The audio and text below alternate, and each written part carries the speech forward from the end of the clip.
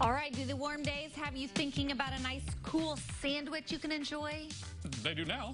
Here to share a recipe in the CI Kitchen from the Family to Table blog, we have Natalie Kenny Marquez joining us. And you've been going back in your family's history, getting all these recipes from back in the day and then sharing them with us, lucky us. And today we have something chickeny. So it's a chicken salad, which seems pretty simple and everybody makes it. It's kind of like what you do with your leftovers, kind of. But this is a little unique. So this was one of the recipes that my great-great-grandma Nellie prepared in the 1930s. It was, they actually made it for their New Year's Eve supper. But as I go through her recipe cards, one thing she does in addition to recipes is she types out what she makes for a Sunday supper, or if they're having guests over. The whole menu. Yeah.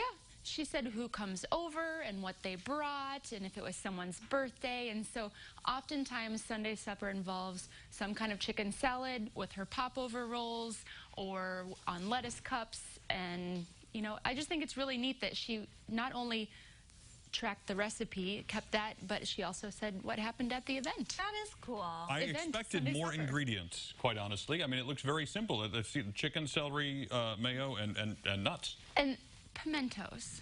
Well, and you know, there are so many different varieties of chicken salad, whether it's kind of a sweeter or more savory type. Some have grapes, you know, and then others blackened have chicken salad and Cajun, and you know, there's raisins in it. I've seen all sorts of combinations. That you should not do that. Thank you for not bringing the raisins. No raisins in here. Thank great-great-grandma Nellie. Yes, I appreciate that. So, you know, you just take a roasted chicken. So I think this is a good meal prep or meal planning kind of recipe. Or if you're having a busy summer already like I am with 2 kids active in sports, having something on hand.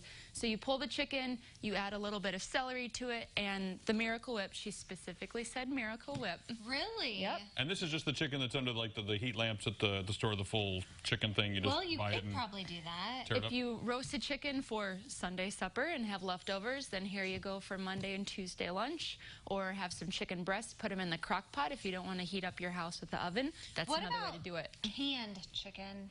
Yay or nay? I have not tried that in this recipe, but I don't see why you couldn't. Sure, it'd be fine. Just an option. What could possibly go wrong? Okay, so we just mix it all together and then eat it, I hope? So we'll put the celery in there if you want to open the Miracle Whip and put a few dollops in there. This recipe also calls for black walnuts in there. And so I did a little bit of research because I've had... Is that a dollop? Yeah, I don't know. I just maybe kind of guessed. A couple more. Okay. I don't know how much a dollop is, but that seems about right. I just don't want to disappoint great-great-grandma Nellie. I think she'll be all right at this point. Well, I think she'd be impressed that her recipes were on TV. I'm sure she would be, right? I agree. So this recipe also includes black walnuts, which are a little hard to find because it's actually something that is native to our area. I have had a little trouble finding them, but I know we have farmers market vendors that can bring nuts. Do you need a little seeds. more in there? Yeah, maybe just a little bit more. Okay. And then we'll garnish it with a few pimentos. Do you need all of these? Whatever you have left after you eat them, then I'll put them in there. What's the difference between a regular walnut and a black walnut? I guess I didn't know there were varieties like that. There are. So you don't know? I've been doing some research on that, actually, because I wanted to know, too, because I have regular walnuts, a lot of them. I get walnuts and pecans from the farmer's market, but not specifically black walnuts. And it seems like something native to our area here in the Midwest. They grow, you know, in the wild, and you can forage for them, but I don't have any on my... The longer you talk about walnut varieties, the more of these I'm going to eat. Are we supposed to be folding those in? So maybe toss a few in there. Yep. Okay, I think that's probably good. Yep. I just wonder if they taste different than a regular walnut, like since... They taste pretty walnutty to me. Well, if someone out there knows where I can find some black walnuts, shoot me a message on the Family to Table Facebook page, because I would like to try them and know if it makes a difference. And what, you said these are pimentos? Pimentos, I've always heard of that, but I don't know that I could ever pick one out like in the lineup. I had no idea that's what that was. It's a kind of pepper, and you know, they stuff them in your olives, or down south they make pimento cheese. Does this go into this? It'll be a little garnish on the top for when we come back and serve it up.